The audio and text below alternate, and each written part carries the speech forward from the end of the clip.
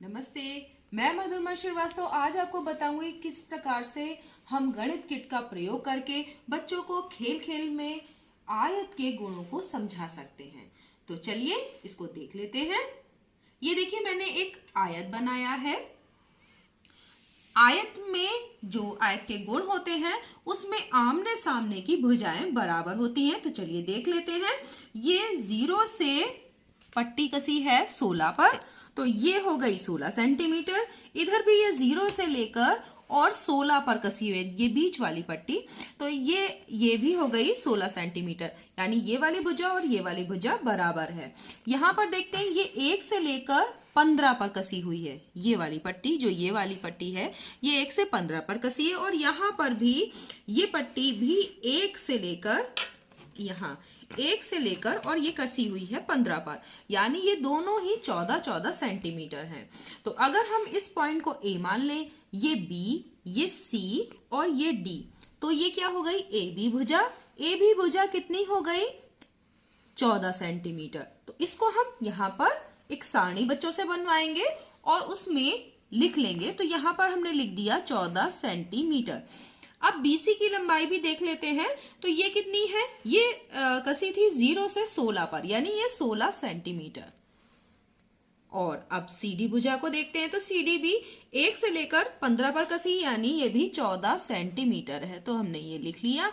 अब D और A ये 0 से 16 पर कसी है, यानी ये 16 सेंटीमीटर। तो हमने सभी भुजाओं की लंबाई देख ली है। अब कोणों की माप करते हैं।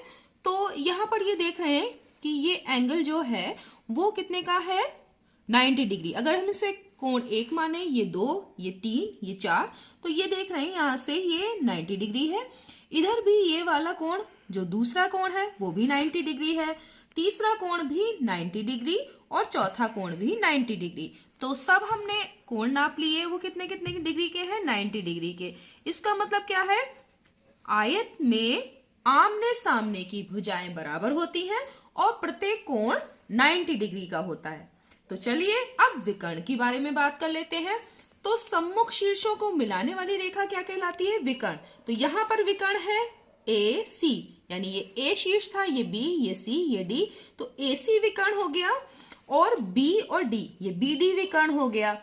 तो अब इन विकर्णों की हम लंबाई को नाप लेते हैं। तो यहाँ पर ये कसी हुई है, देखिए 1 से लेकर 22 पर, तो ये कितना हो गया विकर्ण AC, विकर्ण AC हो गया 21 सेंटीमीटर।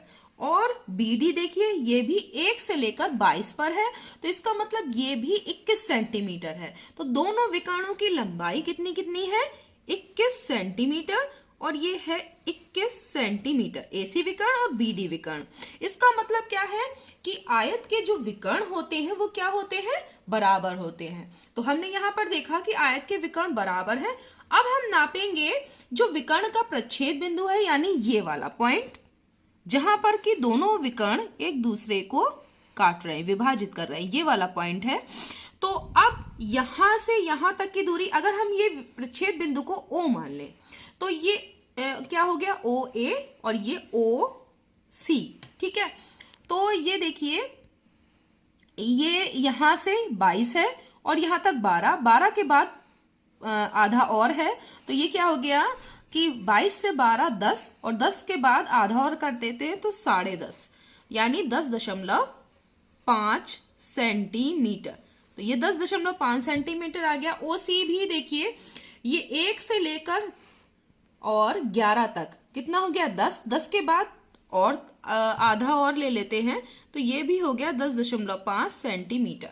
तो इधर भी हो गया। नीचे वाला देखिए, नीचे वाला भी 11 से 12 के बीच में है, जो जहां पर ये दोनों एक दूसरे को काट रहे हैं वो 11 से 12 के बीच में है। और यहाँ पर 1 से लेकर 11.5, तो 1 से 11.5 कितना हो गया 10.5 सेंटीमीटर।